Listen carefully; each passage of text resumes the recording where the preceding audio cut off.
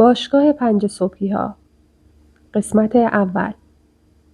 زندگی داشت روی ناخوشش رو به خانم کارآفرین نشون میداد. کسی که تا همین چند وقت پیش چرخهای بخش بزرگی از عرصه صنعت رو میچرخوند.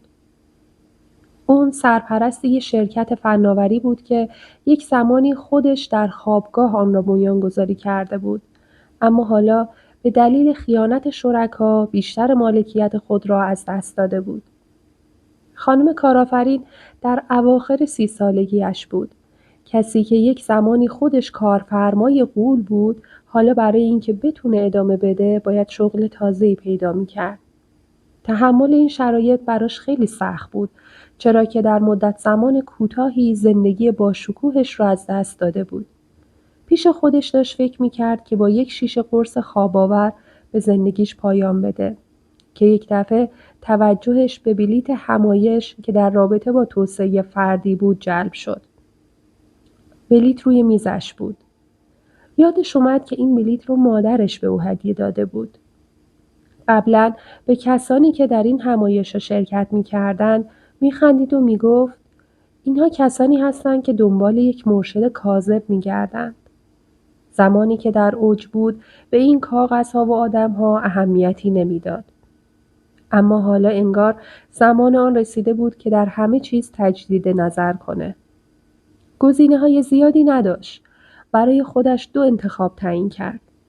یا یک مرگ آرام با یک شیشه قرص، یا به امید رسیدن به آرامش شرکت در این همایش.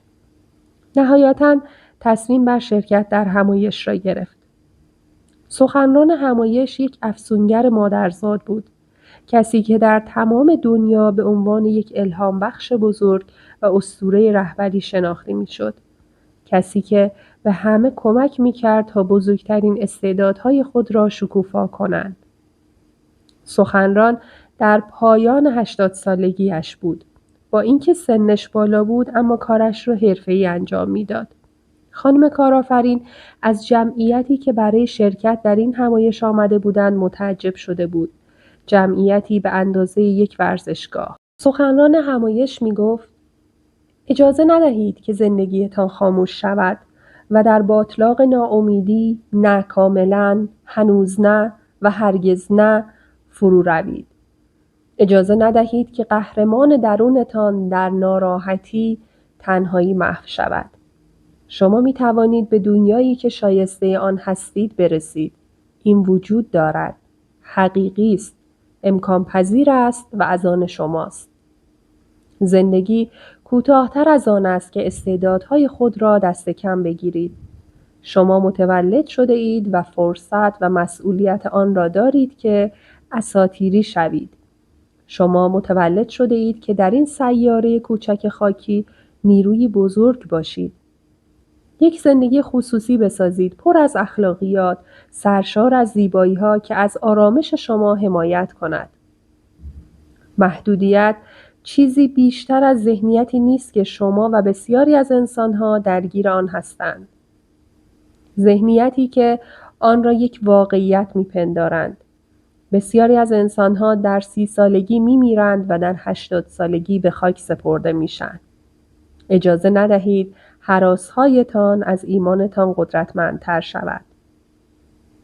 سخنران مکث کرد. نفس عمیقی کشید. شروع کرد به سرفه کردن. ابتدا سرفه‌ها ملایم بود و رفته رفته شدت گرفتند. تعادلش را از دست داد و به زمین افتاد. سالن به هم ریخت و حضار در حال ترک سالن بودند. در کنار خانم کارآفرین یک مرد هنرمند با ظاهری متفاوت نشسته بود که در طول همایش کمی با هم گپ زدند و کمی عقب‌تر از آن دو یک مرد بیخانمان. مرد بیخانمان پرسید از سخنرانی این مرد خوشتون اومده؟ هنرمند گفت از حرفاش خوشم میاد. با اینکه اجرا کردنشون سخته ولی حرفای عمیقی میزنه. مرد بیخانمان گفت از نظر من این فرد بهترینه. هر ثروتی که من دارم از توصیه‌های همین فرد است. هنرمند و کارآفرین یه نگاهی به مرد بیخانمان که لباسهای ژولیده تنش داشت کردند. ظاهرش طوری بود که انگار هر روز در خیابان میخوابه. اما یه ساعت گرون قیمت دستش بود که قیمتش خیلی زیاد بود.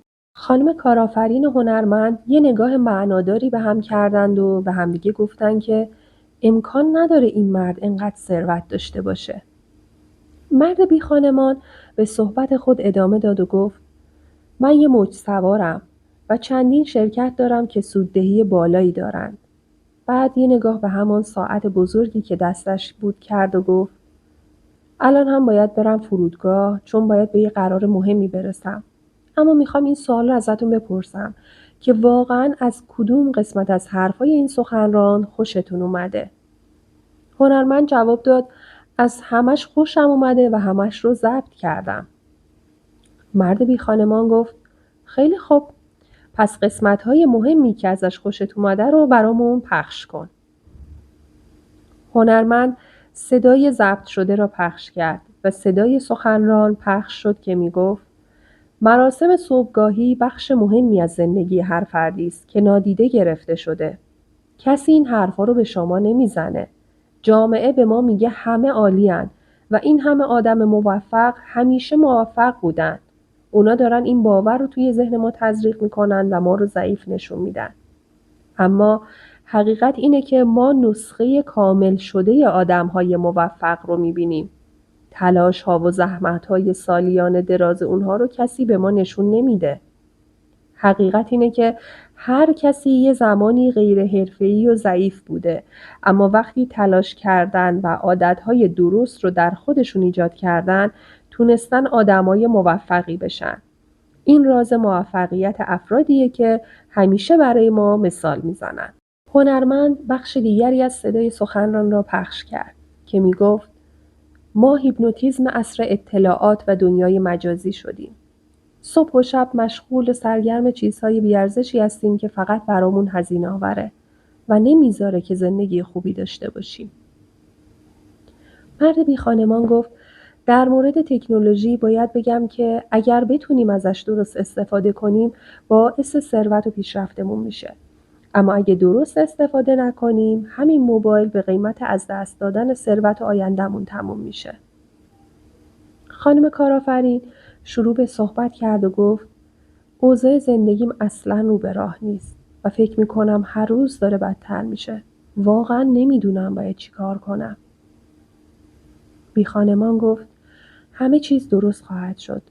ما همه عمر مشغول درجا زدن برای به دست آوردن چیزهایی هستیم که واقعاً به آنها نیاز نداریم و برای خودمون دغدغه‌های مختلفی فراهم می‌کنیم. اینها باعث کمرنگ شدن خلاقیت ما میشن. هنرمند دوباره بخشی از صدای سخنران را پخش کرد و گفت به نظر من این مهمترین قسمت سخنرانیه. توی صدای پخش شده سخنران میگفت اگر می‌خواهید در زندگی کاری و شخصی خود برنده باشید، باید به باشگاه 5 صبحی‌ها ملحق بشین. اگر نتونستید هر روز صبح زمانی را برای متعالی ساختن خودتون اختصاص بدین، چطور میتونید به اوج برسین؟ وقتی بتونین 5 صبح بیدار بشین، انسان موفقی میشین. چون هر روز صبح فرصتی تازه برای شماست تا بتونید استعدادهای پنهان خودتون رو شکوفا کنید. بعد از قطع شدن صدای سخنران، مرد بی خانمان به هنرمند و کارآفرین گفت من شما را به جزیره خودم دعوت می کنم. اونجا میتونید تکنیک و متد باشگاه 5 صبح را اجرا کنید. اصلا میتونید ببینید من چطوری این متد رو از استاد بزرگم یاد گرفتم. میتونید یاد بگیرید که چطوری 5 صبح از خواب بیدار بشین و کلی کار مفید در صبح انجام بدین. مرد بی خانمان ادامه داد خب بچه‌ها تصمیمتون چیه؟ من میتونم با جت شخصیم بیام دنبالتون و تمام هزینه‌های سفرتون با من. بهتون یاد میدم که از صبح خودتون بیشترین استفاده رو ببرید و از طریق اون کار جادویی، ثروت جادویی و هر چیزی رو که میخواین به دست بیارید. هنرمند و کارآفرین در مورد این پیشنهاد با هم صحبت کردند. هنرمند تردید داشت، ولی خانم کارآفرین با این گپ و گفت و حضور در سمینار به این نتیجه رسیده بود که بهتر روش زندگیش رو تغییر بده. پیش خودش گفت اگه روش قبلی جواب میداد حتما اتفاقات خوبی میافتاد. پس مشکلی وجود داشته که در کسب و کارش شکست خورده. بنابراین بهترین کار در پیش گرفتن مسیر تغییره.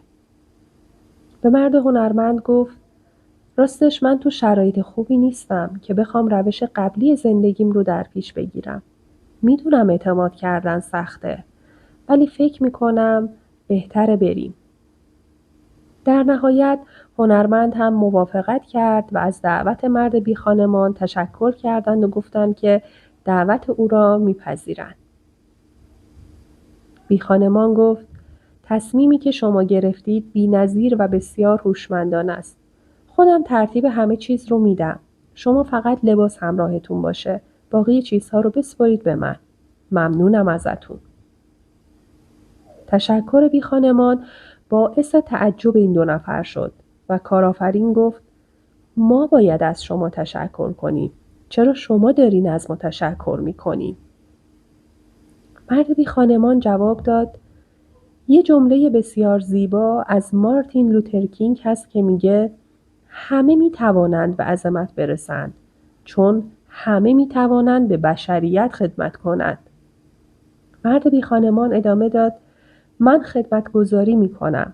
وقتی بتونیم به دیگران خدمت کنیم انگار به خودمون خدمت کردیم. اگر بتونیم شادی و لذت را به کسی ببخشیم در واقع به خودمون بخشیدیم. چیزی که از ما باقی میمونه بخشیدنه. ما همه چیز رو میذاریم و میریم. اما تنها چیزی که روی زمین میذاریم بمونه همین خدمت کردنمون به دیگرانه. حرفای بی خانمان باعث تحسین از طرف هنرمند و خانم کارآفرین شد. قرار شد فردا صبح ساعت 5 جلوی سالن همایش منتظر مرد بی خانمان باشند. پایان قسمت اول.